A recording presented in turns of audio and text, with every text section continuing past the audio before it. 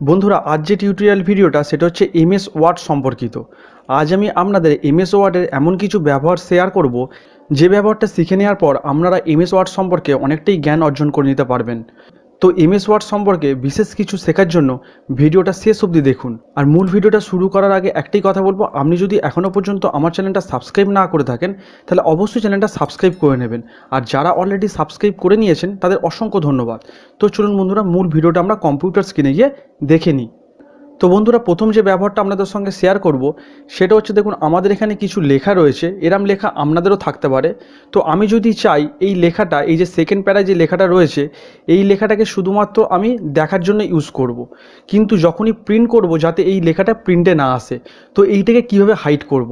শুধু আমরা দেখতে পারবো, পড়তে পারবো, কিন্তু প্রিন্টের সময় হাইড হয়ে যাবে, মানে যখন প্রিন্ট করব তখন লেখাটা আর প্রিন্টে আসবে না। তো বন্ধুরা, সেটা করতে গেলে তো আমরা কিভাবে করব সেটাই চলুন দেখে নিই। তো বন্ধুরা, প্রথমে এই প্যারাটাকে আমি পুরোটাই নাম্বার সিলেক্ট করে নেব। সিলেক্ট করে নেওয়ার পর এটার উপরে রাইট ক্লিক করব। রাইট ক্লিক করার পর এখান থেকে ফন্ট বলে যে অপশানটা পেয়ে যাব, এই ফন্টে আসব। ফন্টে আসার পরে আমার কাছে একটা ডায়লগ বক্স চলে আসবে। তো এখান থেকে একটা হিডেন অপশান পাবো, এই হিডেন অপশানটা টিক করে দেবো। টিক করে দেওয়ার পর এটা ওকে করে দেবো। ওকে করে দেওয়ার পর বন্ধুরা, দেখতেই পাচ্ছেন আমার কিন্তু লেখাটা এখান থেকে চলে গেল, আমি দেখতে পাচ্ছি না। এইবার লেখাটাকে আনার জন্য আমাকে এখান থেকে ফাইলে আসতে হবে। ফাইলে আসার পর অপশানে আসতে হবে। অপশানে আসার পর আমি এখান থেকে ডিসপ্লেতে আসব। ডিসপ্লেতে এসে এখানে দেখুন হিডেন টেক্সট বলে একটা অপশান রয়েছে, এটাকে আমরা টিক করে দেবো। টিক করে দেওয়ার পর এটাকে আমি ওকে করে দেবো। ওকে যখন করে দেবো আমাদের কিন্তু লেখাটা চলে আসবে, কিন্তু প্রিন্ট যখন করব তখন কিন্তু এটার প্রিন্টে আসবে না। তো বন্ধুরা, এটা আমরা প্রিন্ট প্রিভিউ করে দেখে নিই যে প্রিন্টের সময় এটা দেখায় কি না। তো আমি এখান থেকে প্রিন্ট প্রিভিউ করে নিচ্ছি। তো বন্ধুরা, দেখতেই পাচ্ছেন আমি প্রিন্ট প্রিভিউ করে নিয়েছি। প্রিন্ট প্রিভিউ করার পর দেখতেই পাচ্ছেন যে আমার কিন্তু শুধু প্রথম যে প্যারাটা ছিল সেই প্যারাটা এখানে দেখাচ্ছে, আর সেকেন্ড প্যারাটা কিন্তু আমার এখানে হাইড হয়ে গেছে, সেটা কিন্তু আর দেখাচ্ছে না। তো আমি ব্যাকে গিয়ে আরেকবার দেখাচ্ছি আপনাদেরকে। তো দেখতেই পাচ্ছেন আমার কিন্তু এই প্যারাটা শুধুমাত্র আমি রিড করতে পারবো, কিন্তু প্রিন্ট করতে পারবো না। আর এই দুটো প্যারার মধ্যে একটাই পার্থক্য এখানে আছে, দেখুন আমি একটু বড় করে আপনাদের দেখাচ্ছি। দেখুন এই যে প্যারাটা, প্রথম যে প্যারাটা রয়েছে সেটা কিন্তু দেখুন নর্মালি রয়েছে, আর সেকেন্ড যে প্যারাটা রয়েছে যেটা মানে হাইট হয়ে আছে, সেটা নিচে দেখুন একটা ডট ডট করে একটা লাইন চলে গেছে, মানে এই যে প্যারাটা এটা হাইট হয়ে আছে। তো বন্ধুরা, বুঝতেই পারলেন এটা কিন্তু খুব ইন্টারেস্টিং একটা বিষয়। আর এটাকে যদি আবার আনহাইড করতে যাই তো পুরোটা আবার এরকমভাবে সিলেক্ট করে নেবো। সিলেক্ট করে নেওয়ার পর আবার রাইট ক্লিক করবো। রাইট ক্লিক করার পরে আবার ফ্রন্টে আসবো। ফ্রন্টে এসে এই হিডেন যেটা টিক করেছিলাম এই টিকটাকে তুলে দেবো। তুলে দিয়ে আবার ওকে করে দেবো। ওকে করে দেওয়ার পর এটা আবার আগের মতো নর্মাল হয়ে গেল। এরপরে বন্ধুরা, সেকেন্ড যে বিষয়টা আপনাদের সঙ্গে শেয়ার করব সেটা হচ্ছে ম্যাগাজিন টাইপ। দেখবেন অনেক সময় আমরা ম্যাগাজিনে কি দেখি, এই যে প্রথম যে ওয়ার্ডটা থাকে সেটা কিন্তু দেখবেন অনেকটা বড় হয়ে থাকে। আর আমরা এই বড় ওয়ার্ডটা এমএস ওয়ার্ডের মধ্যে কিভাবে আনবো সেটি আজকে আমরা দেখে নেবো সেকেন্ড বিষয়টার মধ্যে। তো বন্ধুরা, এই প্রথম ওয়ার্ডটাকে বড় করতে গেলে তো প্রথমে এইটাকে আমি সিলেক্ট করে নেবো। সিলেক্ট করে নেওয়ার পর আমরা এখান থেকে আসবো ইনসার্টে। ইনসার্টে আসার পর আমরা এই রাইট সাইডে চলে আসবো। এই রাইট সাইডে দেখবো আমরা ড্রপ ক্যাপ বলে একটা অপশান আছে। তো আমরা এই ড্রপ ক্যাপেতে ক্লিক করব। ক্লিক করার সঙ্গে সঙ্গেই আমাদের কাছে অনেক রকমের ডিজাইন চলে আসছে, আমরা যেরকম রাখতে চাইছি সেরকম রাখবো এখানে। তো বন্ধুরা, এবার এখান থেকে আপনাদের পছন্দ মতো এটাকে আমরা ছোট বড় করে নিতে পারেন। তো বন্ধুরা, এবারে আমি আপনাদের কাছে কিছু শর্ট ট্রিক শেয়ার করব। যেমন ধরুন, আমি এখানে প্রথমে শুভ একাডেমি লিখে নিচ্ছি। তো বন্ধুরা, দেখতেই পাচ্ছেন এখানে আমি শুভ একাডেমি লিখে নিয়েছি। এবার এটাকে যদি আমি কপিরাইট সিম্বল দিতে চাই তো কিভাবে দেব?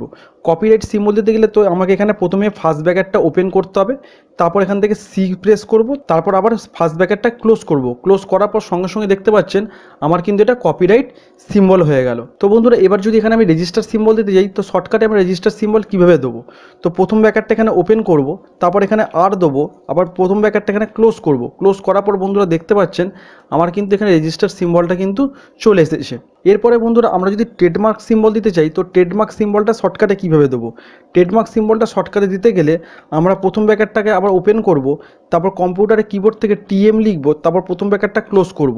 যে প্রথম ব্র্যাকেটটা ক্লোজ করব বন্ধুরা দেখতেই পাচ্ছেন আমার কিন্তু ট্রেডমার্ক সিম্বল এখানে পড়ে গেল। এরপরে বন্ধুরা, আমরা ইমোজি নিয়ে একটু কথা বলি। তো আমি যদি এখানে স্যাড ইমোজি করতে যাই তো কিভাবে করব? স্যাড ইমোজি করতে গেলে আমাকে প্রথমে কিবোর্ড থেকে কোলন দিতে হবে। তারপর আমরা আমাদের যে প্রথম ব্র্যাকেটটা রয়েছে সেটাকে ওপেন করব। ওপেন করার সঙ্গে সঙ্গেই আমাদের কিন্তু স্যাড ইমোজি হয়ে গেল। এরপরে বন্ধুরা, আমরা যদি হ্যাপি ইমোজি দিতে চাই তো কিভাবে দেবো? হ্যাপি ইমোজি ঠিক তার উল্টোটা, আমরা প্রথমে কোলন দেবো, এবার ব্র্যাকেটটাকে ক্লোজ করব। ক্লোজ করার পর সঙ্গে সঙ্গে দেখতে পাচ্ছেন আমাদের কিন্তু এটা হ্যাপি ইমোজি হয়ে গেল। এরপরে বন্ধুরা আমরা যদি খুব শর্টকাটে লেফট অ্যারো করতে চাই তো কীভাবে করব? লেফট অ্যারো করতে গেলে আমাদেরকে প্রথমে গেটার দান দিতে হবে, তারপর দুটো ড্যাশ দিতে হবে। যেই দুটো ড্যাশ দেবো দেখতেই পাচ্ছেন আমার লেফট অ্যারো হয়ে গেল। আর রাইট অ্যারো করতে গেলে আমাদের কি করতে হবে? রাইট অ্যারো করতে গেলে ঠিক তার উল্টোটা, আমাকে প্রথমে দুখানা ড্যাশ দিতে হবে, তারপরে আমাকে গেটার দান দিতে হবে।